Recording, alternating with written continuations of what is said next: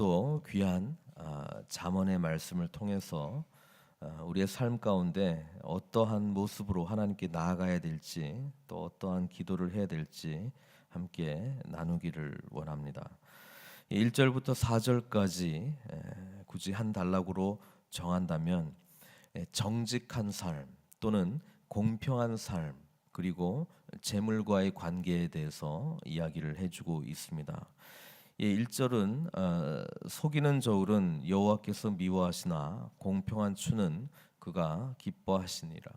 하나님의 이 공의로움이 어디까지 적용이 돼야 되는 것인가? 예배당 안에서만의 공의로움을 이야기하는 것이 아니고 실제적인 삶, 지금에서 공평한 추, 공평한 저울은 어디에서 사용되는 겁니까?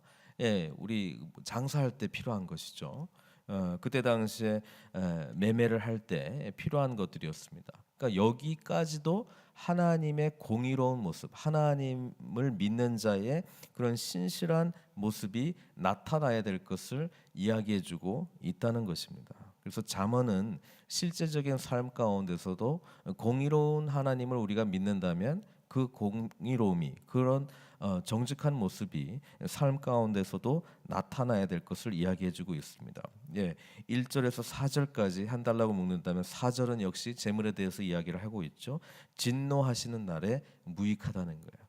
하나님을 믿는 자들은 결국 이 세상이 일직선상으로 어디를 향해서 가고 있느냐, 하나님 나라의 완성과 또 우리 주님의 재림과 함께 믿는 자들에 대한 하나님의 나라에 들어가는 그런 엄청난 축복과 함께 또 믿지 않는 자들에 대한 심판이 있다는 것을 보게 됩니다. 이때 재물이라고 하는 것은 양쪽 다 쓸모없는 것을 이야기해주고 있습니다. 그래서 궁극적으로 우리가 이 땅을 살아갈 때 재물이라고 하는 그 물질과는 우리 믿는 자의 관점에서 보면은 하나님 나라와 언제나 연결이 되어야 된다는 것입니다. 그래서 진노하는 날에는 무익하다는 거예요. 그러나 공의, 정직한 삶, 하나님 앞에서의 바른 삶, 성실한 삶은 뭐예요? 죽음에서 건지느니라. 하나님과의 바른 관계야말로 우리를 영원한 생명 가운데로 인도해 주는 것이다. 그렇게 이야기를 하고 그 공평과 공의로움 사이에 2절 3절에 뭐가 있습니까? 겸손과 교만. 겸손과 교만 뒤집어 보면은 어떨 때는 비슷할 때도 있습니다만은 하나님께서 무엇을 원하시는지 또는 하나님께서 늘 우리와 함께 하시는지를 인정하는 삶이 겸손한 삶의 모습입니다. 골리앗을 무찌르러 나가려고 했던 다윗은 형들의 입장에서는 굉장히 교만한 모습으로 보였거든요. 아니 네가 뭔데, 네가 왕 되려고, 네가 전에 사무엘에게 기름 부음을 받았다고 네가 지금 잘난 척하는 거냐? 근데 그게 아니라 하나님 앞에서 자신이 어떤 존재인지, 하나님의 어떤 존재에 대한 확실함 속에서 담대하게 나아가는 모습을 하나님께서는 그것을 다윗의 겸손으로 봐줬단 말이에요. 왜? 하나님을 온전히 인정하고 또 자신이 누군지를 알았기 때문에 그렇다라고 하는 것입니다. 유교적인 겸손을 말하는 것이 아니고 신앙적인 겸손을 말하는, 신앙적인 겸손은 하나님이 계시다라고 하는 것을 분명히 인식하는 겁니다. 그리고 그 하나님이 계시기 때문에 우리가 어떻게 행동하는 것을 알고 그 뜻대로 분별하며 나아가는 것이 참된 겸손이지, 부탁을 받았을 때 아유 제가 뭘 할 수 있습니까? 이런 식의 겸손은 성경적인 겸손이라기보다는 유교적인 겸손입니다. 만약에 하나님 부르셨으면 아멘하고 나가는 게 그게 주님 앞에서의 겸손한 모습이죠. 오히려 교만은 할 수 있다고 부르시는 하나님을 의지하지 않고 나 자신을 내가 스스로 평가해가지고 내가 할 수 있다 없다를 결정하는 것이죠.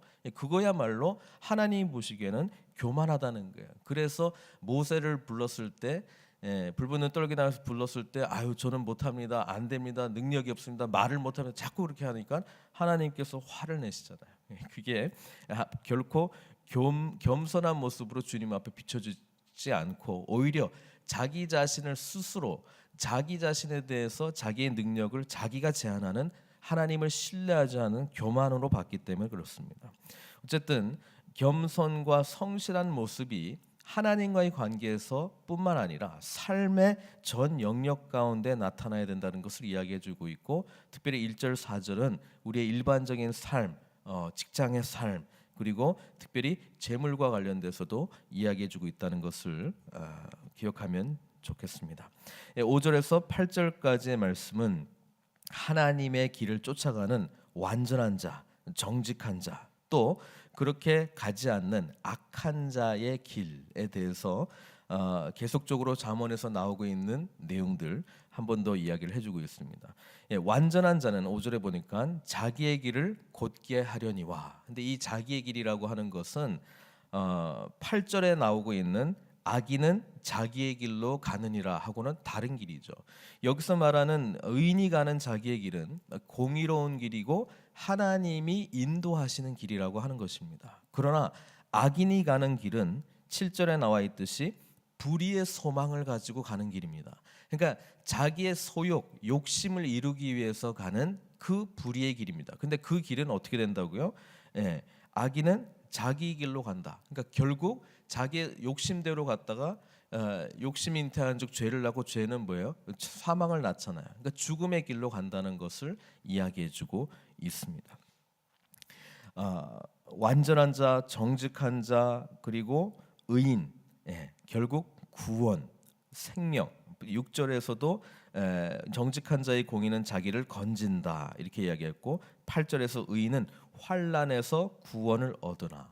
그러니까 의인이 가는 길은, 하나님이 백성이 가는 길은 결코 구원의 길로 향해서 간다면 자기 욕심대로, 자기 소망대로, 자기가 원하는 길로 가는 그 사람의 길은 이때 당시에 자기 불의의 소망을 이루려고 하는 그때만 있고 그 다음에는 없다는 거예요. 그러니까 7절에 뭐라고 나옵니까? 악인은 죽을 때에 그 소망이 끊어지는 거예요. 왜? 자기 욕심도, 자기 생명도 그때 끝나기 때문에. 그러나 영원한 하나님의 축복 속에서는 제외되었기 때문에 결국 그 자기의 길은 왜요? 죽음의 길이다. 그렇게 말씀해주고 있습니다. 9절부터 15절 굳이 공통점을 찾는다면 하나님의 사람, 의인이 또는 악인이, 이때까지 나왔던 의인과 악인이 공동체에 어떤 영향을 미치나, 그거를 지금 이야기해주고 있습니다. 우리가 하나님과의 관계를 맺는다라고 하는 것은, 또는 맺지 않는다라고 하는 것은 공동체에 선한 영향력을 미칠 수 있고 또는 공동체에 악한 영향력을 미칠 수 있다는 것을 성경이 말해주고 있습니다. 존 맥스웰은 리더십이 뭐냐라고 물어볼 때 영향력이라고 이야기를 하고 있거든요. 그러니까 우리가 싫든 좋든 선한 영향력을 미치는 사람은 영적 리더십을 발휘하는 사람이고, 싫든 좋든 악한 영향력을 발휘하는 사람들은 하나님의 영적 리더십을 발휘하지 못하고 뭐예요? 성경에서 지금 말하는 악인의 그런 영향력을 나타내고 있다는 것을 우리는 말씀을 통해서 보게 됩니다. 9절에 그 뭐라고 나와 있습니다. 의인은 지식으로 말미암아 구원을 얻느니라. 아까 5절부터 8절까지 의인은 자기가 가는 그 길로 말미암아 자기를 구원하지만 그것이 자기의 구원으로만 끝나지 않고 뭐예요? 이웃을 향한 구원으로 연결된다는 것을 이야기하고 있습니다. 우리가 하나님으로부터 구원받았다라고 하는 것은 나 자신만의 구원에서 끝나는 것이 아니고, 나 개인의 가족의 구원에서 끝나는 것이 아니라 우리 공동체 또는 내 주변에 있는 사람들 전체의 구원으로 하나님이 우리를 인도한다는 것을 이야기해주고 있습니다. 또 반면에 악인은 뭡니까? 자기의 멸망으로 그냥 끝나지 않고 자기 주변의 공동체의 멸망, 망하게 하는 것까지도 연결되고 있다는 것을 말씀해주고 있다는 것이죠. 그런 차원에서 공동체 안에서 우리의 연약한 부분들이 발견된다면 그냥 이거를 내 문제가 아니니까 뭐 저 사람이 알아서 하겠지, 자기 길로 가겠지, 이렇게 되는 게 아니고요. 공동체 전체 영향력이 있기 때문에 그런 차원에서라도 우리는 그 한 사람을 바른 길로 갈 수 있도록 노력해야 되는 것이 이 성경적인 관점에서의 공동체 관이라고 하는 것이죠. 그러니까 우리는 자꾸 의로운 길로, 하나님이 기뻐하시는 길로 함께 나아갈 수 있도록 서로를 독려하고 나아가야 된다라고 하는 것입니다. 많은 분들이 이 8절에서 그냥 끝내요. 공동체하고 나하고 무슨 상관이 있느냐. 그러나 영적으로 우리가 함께 연결되어 있습니다. 왜? 예수 그리스도를 머리로 하는 우리가 그리스도의 몸이기 때문에 그렇다라고 하는 것이죠. 그 다음에 또 10절에 보니까 이렇게 나와 있습니다. 의인이 형통하면, 한 사람의 의인이 잘 되면, 한 사람의 의인이 하나님과의 관계 속에서 은혜를 받게 된다면 온 성읍이 즐거워한다는 거예요. 그러니까 우리가 이 공동체를 위해서 기도할 때 주여 나를 통해서, 나와 하나님과의 관계를 통해서 이 구원의 은혜가 우리 공동체에 확장되게 해주십시오. 하나님, 나를 통해서 이 공동체의 기쁨이 되게 해주십시오. 이게 우리가 나아가야 될 기도이자 삶의 모습 아니겠습니까? 11절에 성읍은 정직한 자의 축복으로 인하여 진흥하고, 참된 부흥, 그게 어디서 나옵니까? 한 사람 한 사람이 하나님 앞에 바로 설 때에, 하나님 앞에 의로운 자로 나아갈 때 거기서 뭐예요? 진정한 공동체의 부흥이 일어난다는 것을 이야기한다는 것입니다. 그리고 오히려 악한 자는 그 입으로 말미암아 공동체가 세워져 나가는데 기여를 하는 것이 아니라 오히려 무너지는데 기여한다는 거예요. 어떻게 무너지는데 기여할 수 있습니까? 13절에 나오는 것 때문이죠. 두루 다니며, 그냥 혼자 있는 게 아니고 두루두루 다녀요. 그리고 한담하는 자. 다른 사람을 헐뜯고 잘못된 이야기를 전하고 부정적인 시각으로 자꾸 이야기를 하고 또 뭐예요? 남의 비밀을 누설하고 이러면서 뭐예요? 공동체를 깨트린다는 거예요. 공동체의 신뢰를 깨트리고 공동체의 관계를 깨트리고 공동체가 함께 하나님께 나아가는 것을 깨트리고, 그렇죠? 이런 모습이 결코 하나님께서 기뻐하시는 모습이 아니라는 거예요. 12절에 지혜 없는 자는 그의 이웃을 멸시하는, 똑같은 이야기죠. 똑같이 하나님과의 바른 관계 속에서 겸손한 마음, 하나님이 늘 우리와 함께 하신다라고 하는 것을 인식하면서 주님 앞에 서 있을 때에 우리가 자랑할 게 뭐 있습니까? 우리 다 연약한 자들 아닙니까? 은혜로 하나님의 전적인 선택으로 우리가 이 자리에 앉아 있는 것인데 그것을 잊어먹고 망각하는 것이죠. 그러니까 다른 사람들을 볼 때 자꾸 판단하게 되고, 저 사람은 왜 저러나, 저 사람은 왜 저렇게 연약하나, 저 사람은 왜 저렇게 부족한 부분들이 많나, 그런 것들이 보인다는 것입니다. 그런데 그것을 지적하고 말을 하는 것보다는 오히려 뭐라고 이야기합니까? 명철한 자는 잠잠한다는 것이죠. 그러니까 아무 말 안 한다는 게 아니고 뭐예요? 잠잠히 누구를 바라보겠어요? 주님을 바라보고 기도한다는 이야기죠. 잠잠히 하나님의 은혜를 구하는 것이죠. 하나님 회복시켜 주십시오. 우리 연약한 부분들이 보입니다. 저에게 기도의 제목으로 주님 주신 줄 알고 제가 기도하겠습니다. 우리 공동체를 살려주십시오. 연약한 부분들이 보입니다. 하나님 회복시켜 주십시오. 우리의 공동체가 정말 주님 앞에서 바른 은혜의 공동체로 변화되기를 원합니다. 이렇게 기도하지 않겠습니까? 그렇죠? 지략이 없으면, 14절에 지략이 없으면 백성이 망하여도 지략이 많으면 평안을 누린다. 성경은 그렇게 나와 있습니다. 여기서 말하는 지략, 우리 생명의 삶에 잘 설명해주고 있죠. 앞에서 지략은 말 그대로 지략이라면, 뒤에 나오는 지략은 그것을 지략을 전해주는 사람을 이야기해주고 있습니다. 어드바이저를 말하고 있는 거예요. 그러니까 뭐예요? 하나님 앞에 정말 겸손하게 진실하게 나아가는 자, 말씀 안에 사로잡힌 자들이 정말 그 말씀의 조언 또 지도를 할 때에 그 공동체가 뭐예요? 평안을 누리고 하나님 앞에 바로 서 나갈 수 있다는 것을 이야기해주고 있습니다. 15절 마지막 좀 독특한 말씀이긴 한데 보증에 관한 이야기를 하고 있습니다. 쉽게 이야기하면 보증을 쓰지 말라는 거예요. 타인을 위해 보증이 되는 자는 손해를 당하여도 보증이 되기를 싫어하는 자는 평안하니라. 그래서 이게 갑자기 여기 왜 들어있는가?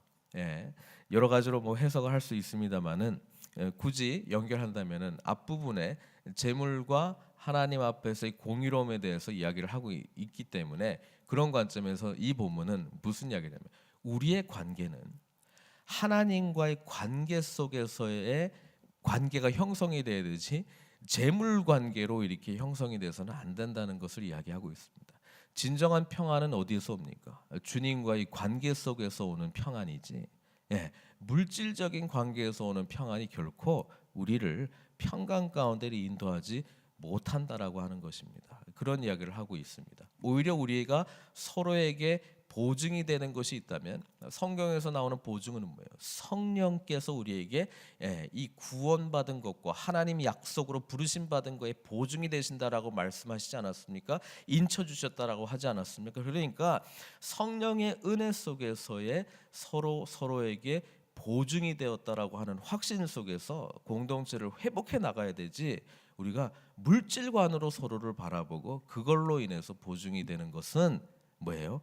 이 땅 가운데서의 어떤 악인들이 말하는, 극단적으로 표현하면 불의의 소망 가운데 보증이 될 뿐이다. 그렇게 이해하면 될 것 같습니다. 어쨌든 오늘 본문을 통해서 하나님께서는 공의로운 삶, 또 의인의 삶, 정직한 자의 삶, 완전한 자의 삶을 향해서 말씀해주고 있고, 하나님만 온전히 의지하는 것과 또 뭐예요? 이것이 나와의 관계에서 끝나지 않고 반드시 공동체의 선한 영향력으로 연결되어 있다는 것을 말씀해주고 있습니다. 이 말씀을 통해서 함께 주님과의 관계뿐만 아니라 삶 속에서 또 우리 공동체 속에서 하나님의 회복의 역사가 함께 이루어지기를 간절히 소망합니다.